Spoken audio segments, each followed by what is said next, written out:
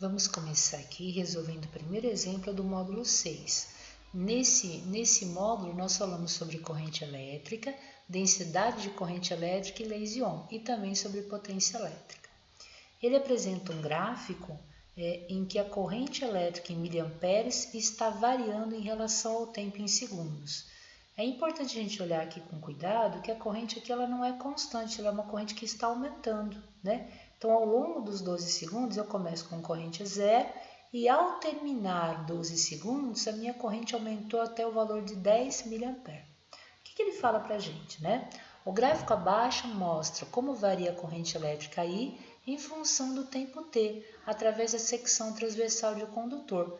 Calcule a carga elétrica total que circulou por essa secção, dado a carga do elétron, 1,6 vezes 10 a menos 19 coulombs. Esse dado não vai ser utilizado, né? Bom, o que a gente viu? Se eu tenho um fio, por exemplo, né? E eu estabeleço nas extremidades desse fio uma diferença de potencial. Então, imagine que aqui eu tenho um potencial mais positivo e aqui eu tenho um potencial mais negativo. Liguei ele, por exemplo, nos polos de uma bateria e esse fio tem uma certa resistência. O que a gente sabe? Que ocorre um movimento dos elétrons livres desse material. Ele é repelido pelo polo negativo e os elétrons livres são atraídos pelo polo positivo.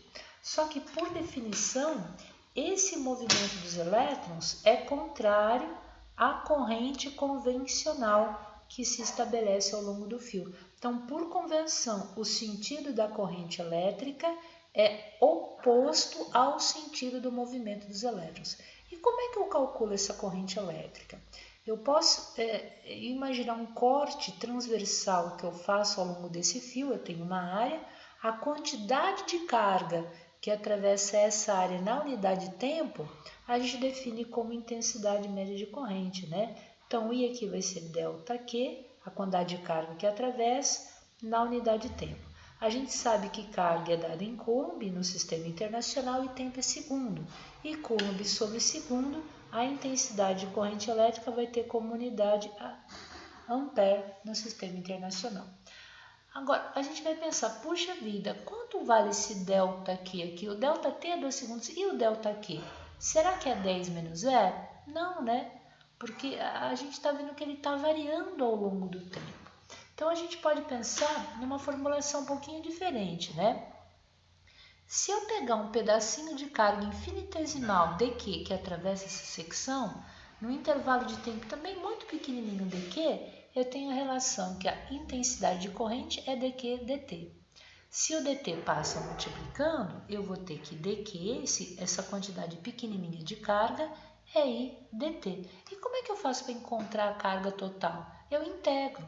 Então, se eu somar cada pedacinho infinitesimal de carga que atravessa aquela região, a integral de dq é Q e a carga que atravessa aquela região vai ser igual à integral de quem? De dt. Prestem atenção que se o I fosse constante, o I sairia da integral, e a integral de dt é T2 menos T1, e eu teria que I é a carga sobre ΔT, que é muito próxima à expressão que nós temos aqui em cima, mas o I não é constante. E a gente sabe que a definição de integral de dt, nada mais é do que a área da figura do gráfico, né? Então, para calcular a carga, eu tenho que calcular essa área aqui da reta que representa a corrente até o eixo dos tempos. E essa figura é um triângulo. Então, o que a gente sabe aqui? Que a carga que atravessa aquela região é a área do triângulo. E a área do triângulo quem que é? É a base do triângulo vezes a altura, tudo isso dividido por 2. A base vale 12, a altura vale 10 milha, ou seja, 10 vezes 10 a menos 3, e com isso a gente consegue calcular, né? Então, a gente vai ter 12, que é a base, a altura é 10 miliampere, então é 10 vezes 10 a menos 3, tudo isso dividido por 2. Olha, 12 vezes 10 é 120, 120 dividido por 2, 60, ou seja, a carga que atravessa aquela região é 60. Como eu tenho mili, né, 10 a menos 3, é 60 milicoulombs. Essa é a quantidade de carga que atravessou aquela região, tá bom? Vamos na sequência resolver a questão número 2. O que fala a questão 2? Um fio de alumínio de 0,25 milímetros de diâmetro, então se eu precisar do raio, o raio é 0,125, tem em seus extremos soldados um fio de cobre, cujo diâmetro é 0,16 centímetros, ou seja, o raio é 0,08 centímetros. Por esse fio composto, passa uma corrente de 10 amperes. Qual que é o valor da densidade de corrente em cada fio? Então, eu quero calcular a densidade de corrente do primeiro fio e a densidade de corrente do segundo fio. Como é que a gente vai calcular essa densidade de corrente então, né?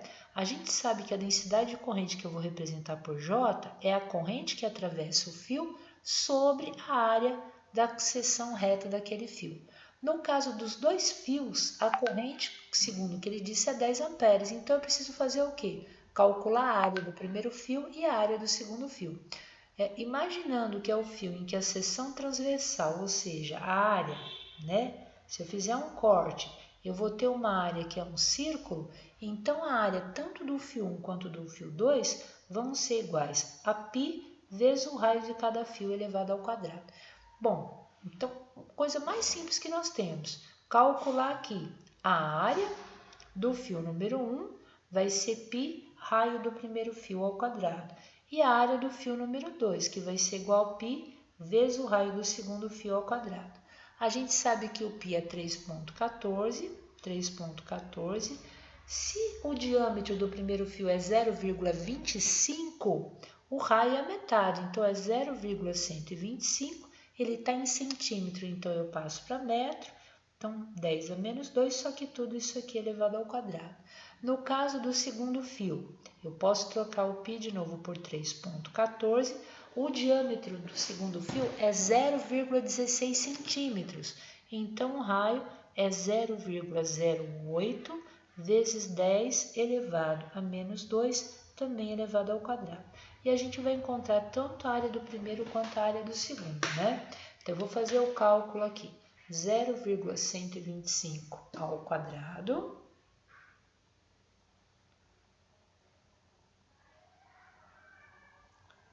a gente vai multiplicar por 3,14. E isso ficou igual a 4,9 vezes 10 a menos 2. Então, eu tenho aqui 4,9 vezes 10 a menos 2. Só que esse 10 a menos 2 ao quadrado dá 10 a menos 4, né? Quando eu multiplico essas duas bases 10, eu vou ter que a área é 4,9 vezes 10 a menos 6 metros quadrados. Vou fazer a mesma coisa para encontrar a área do fio número 2, né? Eu vou ter 0,08 ao quadrado. A gente vai multiplicar por 3,14.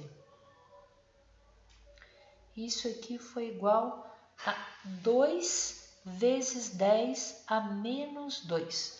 Então, aqui ficou 2 vezes 10 a menos 2. Só que eu tinha o 10 a menos 2 ao quadrado, que é igual a 10 a menos 4. Ou seja, nós vamos ter 2 vezes 10 elevado a menos 6. Também o quê? Metros quadrados. Tudo bem?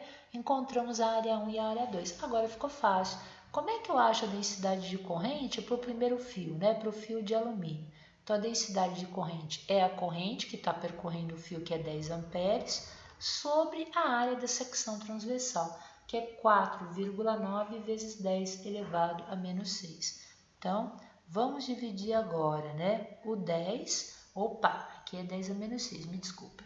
Eu vou pegar 10 e dividir por 4,9, então, 10 dividido por 4,9, isso aqui vai ser igual a 2,04, então 2,04 vezes 10 elevado a mais 6, ampere, a unidade de área é metro quadrado, ampere por metro quadrado, né? Poderia ter deixado em centímetro quadrado também, mas a gente escreveu em unidades do Sistema Internacional. Para o segundo fio, que é um fio de cobre, a gente tem aí a corrente 10 amperes também, e a área desse fio agora é 2 vezes 10 elevado a menos 6 metros quadrados também.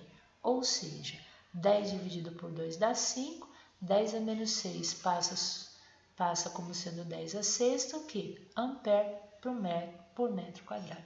Dessa forma, a gente conseguiu calcular as duas densidades de corrente no sistema internacional. Nos próximos vídeos, a gente vai estar resolvendo a questão 3 até a questão 8, tá bom?